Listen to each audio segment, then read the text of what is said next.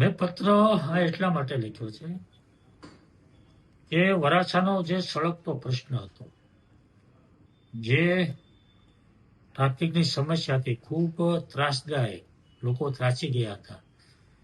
બેફામ દબાણો, બ્રિજ નીચે ગેરકાયદેસર લોકોનો વસવાટ, ગેરકાયદેસર પ્રવૃત્તિ,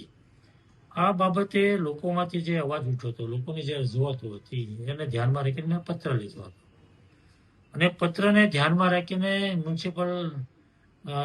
મેયર શ્રી દક્ષેશભાઈ માવાણી અને પોલીસ કમિશનર શ્રીએ રસ લઈ વિઝિટ કરી વરાછાની અને આ પ્રશ્ન હલ કરવા માટેની કામગીરી શરૂ કરી. ખૂબ સારી કામગીરી થઈ છે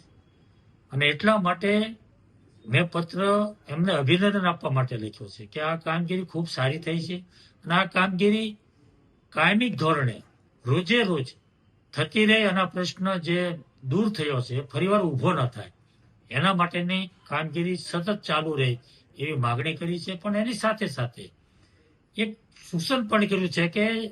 મને જે ફરિયાદ આવી છે, મારી પાસે જે વાત આવી છે કે અમુક જગ્યાએ